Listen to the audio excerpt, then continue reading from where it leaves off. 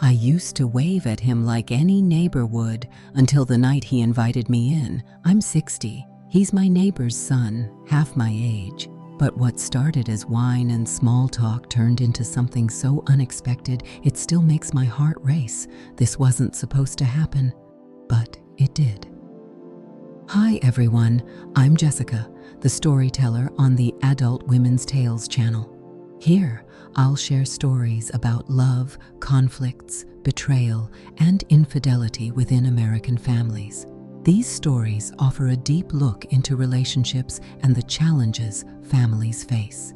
Stay tuned and explore with me. If you love emotional stories and want to uncover the hidden secrets in families, don't forget to like, subscribe, and turn on notifications so you won't miss any of our videos. On one of those early autumn evenings, the sun lingered low in the sky, draping everything in a gentle golden glow. The crisp scent of dry leaves and faint wisps from distant chimneys filled the air as I completed the task of watering the potted mums on my front porch. That's when I noticed him standing across the street. I had definitely encountered Ethan before. He was the son of my neighbor, Carol. It wasn't until that night that he truly caught my attention. He had always appeared as a fleeting presence in the backdrop of my serene existence, returning home for brief visits, assisting his mother with yard work, offering a courteous wave, and then disappearing once more. He was likely in his early 30s, perhaps a bit older at this point.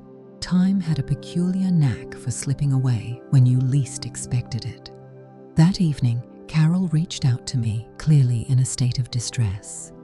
She was heading out of town for a last-minute work commitment and asked if I could watch over her house for a few days, check the mail, and perhaps water the plants on her deck.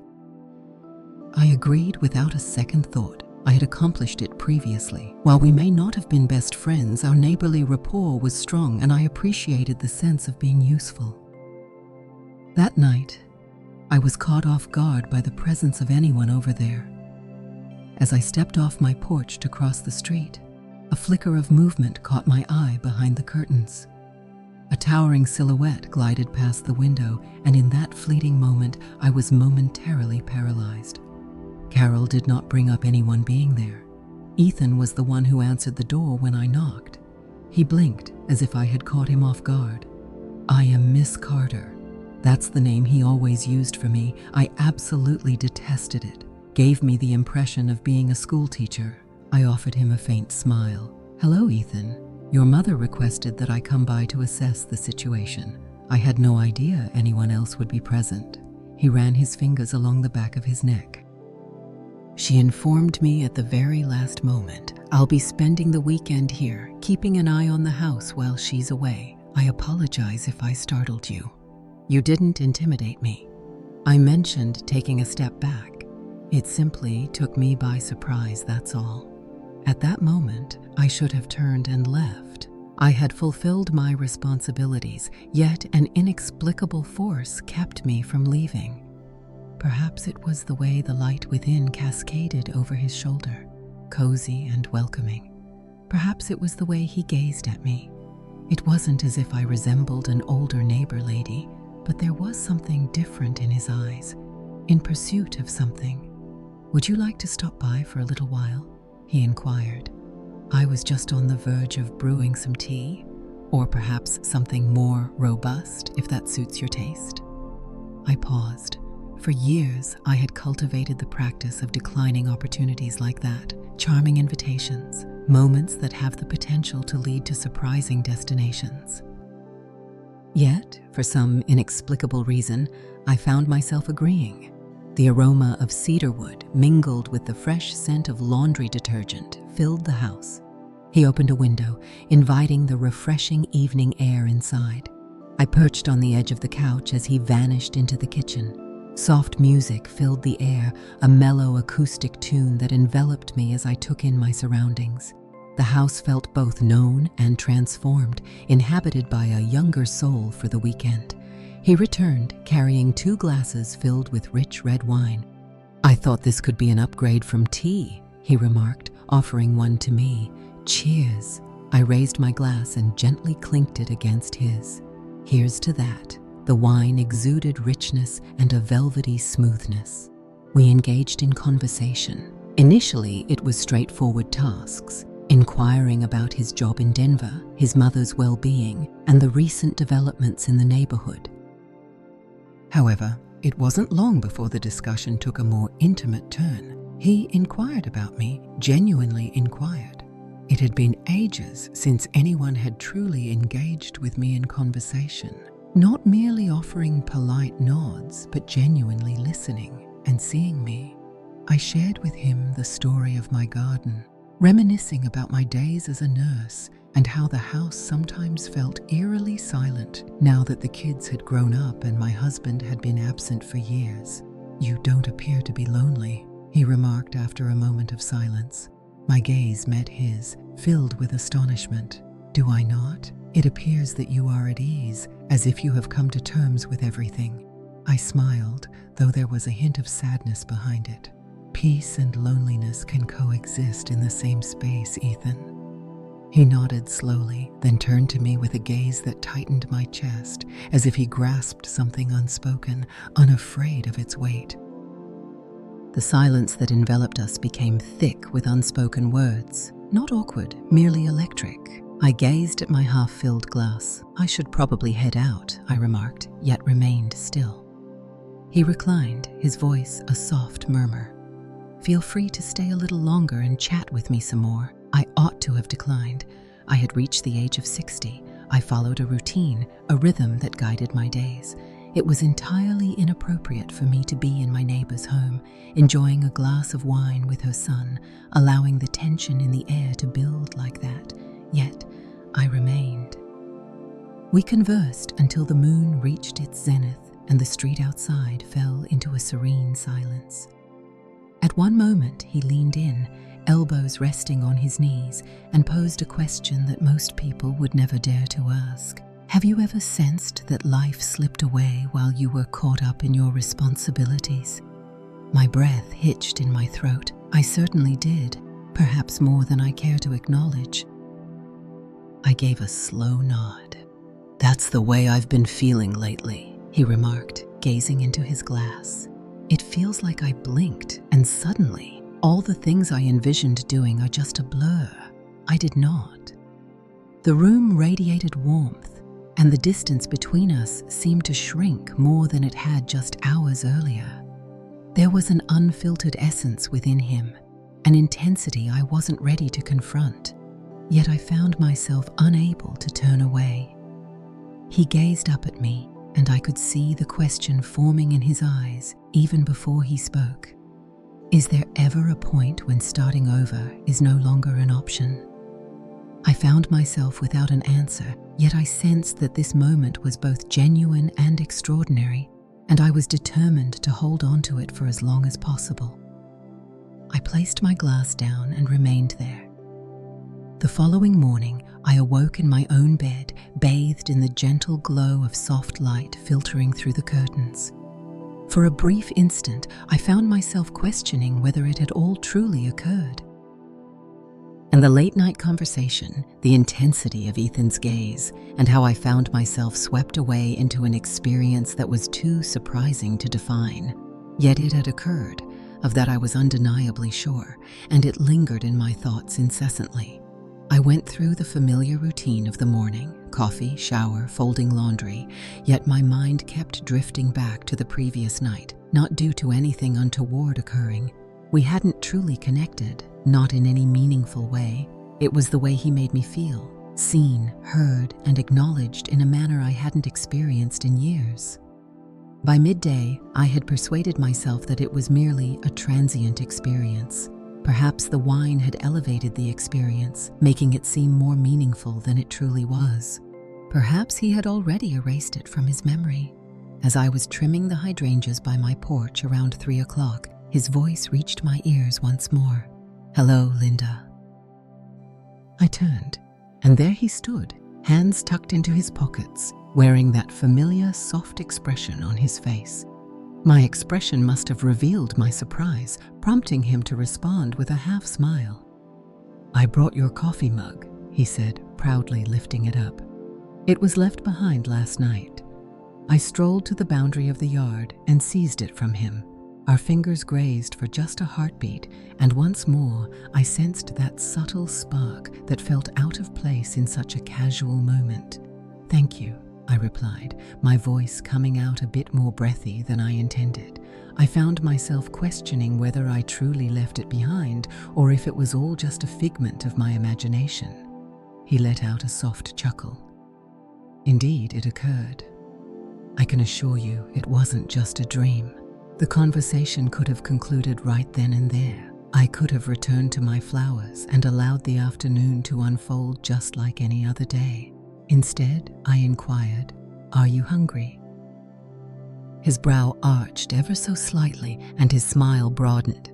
"Miss Carter, are you extending an invitation for lunch? I warned you not to call me that," I said, glancing back at the house. "Hey, I ended up making way too much chicken salad, so let's dig in." He stepped in behind me, and in an instant, the cadence of my serene little universe changed once more. We gathered at the cozy table by my kitchen window, the sunlight gently embracing the wooden surface that lay between us. He appeared completely comfortable in my home, as if his presence was perfectly natural. For a time, it certainly wasn't. We chatted about music, classic films, and lighthearted topics that held no significance. However, a change occurred. He inquired about my reasons for not remarrying. A daring inquiry, yet his voice held no judgment, only a sense of curiosity. I paused, my gaze fixed on the fork in my hand, contemplating my response. I mentioned that I had grown accustomed to my own company. I realized that solitude and tranquility are far more valuable than being with someone who fails to truly recognize my worth. He gave a slow nod. "Absolutely, that adds up perfectly." He leaned back, his gaze unwavering. "I caught a glimpse of you last night, Linda. I truly did. I can't get you out of my mind." A flutter in my stomach caught me off guard, and I couldn't help but resent the surprise it brought. I was 60 years old, for heaven's sake. These emotions were tied to younger women, those who adorned themselves with perfume daily, who invested in new dresses for their dates, who smiled without a second thought about the lines near their mouths. Yet, at that instant, age was the furthest thing from my mind. I truly felt invigorated. Nevertheless, I felt compelled to speak up. "Ethan, I'm a bit puzzled by this. Well, I've been through 2 divorces and I have twice the years of experience you do. Close, but not quite." "Not quite," he replied, a playful grin dancing on his lips. "You certainly don't seem twice my age." His words sent my heart racing in a way I hadn't experienced in years. Yet I remained silent. My instincts urged me to pull back, to safeguard my well-being. Yet there was an inner voice, a profound whisper, urging me to simply embrace the moment. Post-lunch, we relaxed in the living room. I can't even recall what we began to watch. Perhaps a documentary, exploring the charm and character of small towns across America. However, we didn't truly focus on it. Our conversation was punctuated by pauses, not due to a lack of words, but because the atmosphere around us was charged with wonder, tension, and unasked questions that lingered in the air. At one moment, he looked at me and remarked, "You possess a presence that causes people to pause. It provides a sense of stability." I chuckled, perhaps a bit too anxiously. "That's a charming way to put it. I'm just reserved." "No," he said, moving in closer. "You create an environment where people feel secure. It's been ages since I experienced that." The silence that ensued was far from void. It throbbed between us like an additional heartbeat. He hasn't kissed me, not just yet. He gazed at me with an intensity that suggested desire, and in that moment, I recognized my own longing mirrored in his eyes, not for the excitement, not for a momentary delight, but because it felt genuine, surprising, and compassionate. There was an undeniable strength in that, amplifying its impact even further. I escorted him to the door just before the sky blazed orange once more. "I appreciate the lunch," he remarked. "At your convenience." He stayed on the porch, savoring the moment. "Will you be all right tonight?" he inquired. "If there's anything you require." I assured him gently, "I'll be okay." "Thank you very much." Then he took a small yet meaningful action. He extended his hand and softly brushed against mine, if only for an instant. His thumb glided over mine, neither a flirtation nor a gesture, simply a moment of connection. "I'll see you tomorrow?" he inquired. I gave a nod. "Absolutely." As the door clicked shut behind him, I found myself leaning against it, my hand instinctively resting on my chest. My heart raced, but it was a thrilling sensation, not one that scared me. An unexpected turn of events had begun, something neither of us had anticipated. For the first time in ages, I felt a spark of curiosity about where this journey might take me, even if the destination was uncertain. The next day dawned with an unexpected ache, not in my body, but in a quieter, deeper place within me. As I navigated my morning, a fog enveloped my thoughts. I brushed my hair with languid strokes, my gaze lingering on the birds darting across the yard, giving them more focus than they likely warranted. I found myself endlessly revisiting our conversations, the way Ethan had caressed my hand the previous night. His eyes were so steady and sincere when he asked if I would be okay. This was no mere infatuation. I wasn't a young girl lost in fantasies about the boy next door. No, this was something unique, more realistic, more intricate. Yet, as the knock echoed at just past 10, I could feel that familiar flutter surge in my chest once more. Ethan was back on my porch, balancing 2 to-go cups and a brown paper bag in his hands. He lifted the bag and said, "I thought I'd return the favor. How about breakfast?" With a reluctant smile, I gracefully stepped aside. Food is always on your agenda. This habit poses significant risks.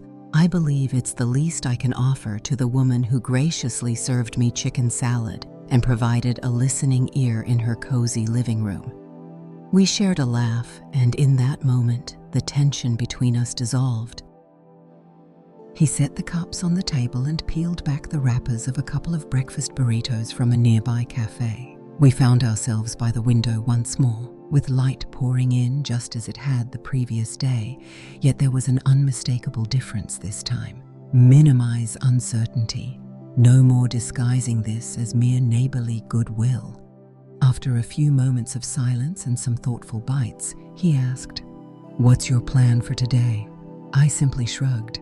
"I'm considering a trip to the farmer's market to grab some delicious fall squash. Are you interested in joining us?" He acted without a moment's pause. "Absolutely, that sounds great."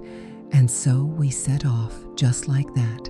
2 individuals, separated by 2 decades, stroll together past vibrant stalls brimming with apples, jars of honey, artisanal soaps, and gourds that rival the size of toddlers. He took my bag and held it for me, no questions asked. He inquired about my culinary preferences. As I let out a hearty laugh near the cinnamon stand, his surprised glance suggested that my joyful outburst had pleasantly taken him by surprise. It felt instinctive, which, in certain respects, added to the peculiarity of the experience. As he drove back, he gazed out the window and softly remarked, "I think I enjoy being with you because it brings me a sense of stability." I cast a quick look his way. "You appear to be someone who maintains a strong sense of stability." He offered a slight, lopsided grin. "You might be taken aback. For the majority of my life, I've been in pursuit of various goals: careers, connections, validation. With you, it feels effortless. There's nothing I need to pursue." I was at a loss for words. Receiving compliments like that at my age was not just uncommon. It felt almost beyond belief. I had never been accustomed to being the source of calm amid the chaos. We brought the groceries inside, sharing a laugh over the amusing shape of a butternut squash. Without a second thought, I instinctively reached out to brush a leaf off his shoulder. My fingers hesitated for a moment longer than intended. He remained still. The ensuing silence was anything but awkward. The air was thick with expectation. I gazed at him, truly gazed. The subtle creases at the corners of his eyes, the quiet confidence in his stance, the enduring warmth that always graced his expression. He was no mere boy. He was a man of experience, a man who had faced challenges, and somehow he arrived at my doorstep in the most surprising manner. "Ethan," I whispered, "what's our plan here?" He moved in closer. "I'm still figuring things out, but I'm done with pretending." My breath was taken away. "I don't want to frighten you," he said, "but I also don't want to let this opportunity slip away." Each word landed softly in my chest, like small stones, gentle yet impossible to ignore. "I've dedicated a significant part of my life to doing what's right," I murmured, adhering to the rules, staying within the boundaries. At this moment, I feel the urge to break free from the lines and explore new possibilities. His hand extended towards mine, softly, without haste, and I allowed him to grasp it. In the heart of my serene kitchen, we lingered, fingers entwined, as sunlight streamed through the window, carrying the lingering aroma of apples and cinnamon. It unfolded steadily and calmly. The pace was deliberate, infused with respect, as a connection blossomed with tenderness. He expressed his desire to proceed with caution, particularly regarding you. I gave a nod. "I feel the same way." He joined us for dinner. We prepared a delightful meal together, roasting vegetables, crafting a simple soup, and enjoying a bottle of wine that we never quite finished.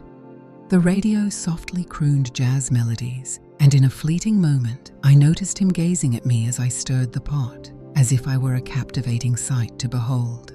As twilight settled in and the stars started to twinkle above, we nestled on the back porch, wrapped in a cozy blanket, with the world fading into a serene hush around us. "Have you ever thought about what others might express?" I inquired, my tone subdued. "Perhaps," he suggested. "However, my primary concern is your feelings, the emotions that wash over me in your presence." Once more, we found ourselves enveloped in that stillness, a feeling that, against all reason, we had inadvertently stepped into something unforeseen, yet neither of us was ready to leave behind. In that instant, I ceased to doubt it. After years of uncertainty, I finally embraced what I truly deserve. I rested my head gently on his shoulder. We remained in that serene moment, silently gazing at the stars as a fragile and genuine connection started to unfold between us. The subsequent days revealed themselves as chapters in a story I hadn't known I was still permitted to author. Every morning unveiled a fresh melody, softer and more complete. It ultimately stayed put, and I wasn't surprised by that. He started visiting more frequently, occasionally for coffee, other times simply to share a moment of silence with me. No grand statements or intricate schemes were necessary. We were uncovering something at a measured pace, and I treasured each moment of it. However, the world certainly doesn't pause to accommodate you when something fragile starts to unfold. Attention is drawn, and conversations unfold. 2 days after her trip, Carol made her return. It was inevitable that I would have to talk to her at some point. On a warm afternoon, I spotted her outside, diligently pulling weeds, her wide sun hat casting a shadow over most of her face. With a deep breath, I slipped into my sandals and made my way over. "Hello there," I reached out. She lifted her gaze and offered a smile. "Linda, you've successfully nurtured my plants. I trust you took care of her." We engaged in casual conversation, and I nearly talked myself out of mentioning Ethan. However, that wouldn't have been just not for her, not for me. I mentioned that I've encountered Ethan a few times since your departure, striving to maintain a steady tone. She brushed her forehead and gave a nod. He mentioned that he swung by to drop something off. I heard you both had a chance to reconnect. I paused. It was so much more than that, Carol. We've shared moments together. We've had a conversation, numerous, and a series of events unfolded between us, an unexpected surprise. She gazed at me, her expression initially a mystery. She smiled gently, without a hint of mockery or surprise, simply with intention. Linda, she remarked, you have consistently been one of the most compassionate individuals I know. If Ethan discovers tranquility in your presence, who am I to challenge that? A deep breath escaped my lips, bringing with it a soothing sense of relief. Our conversation didn't delve deeper after that point. Her grace held a significance for me that she could never fully comprehend. That evening, Ethan made a charming visit, bringing along a delightful bouquet of sunflowers. He handed them to me at the door, saying, "I thought these felt like you." I smiled and accepted them, my fingertips lightly grazing his. Indeed, they do. Once more, we found ourselves in the living room, accompanied by the smooth sounds of an old jazz record playing softly in the background. The hour was growing late, yet for a change, I found myself reluctant to send him away.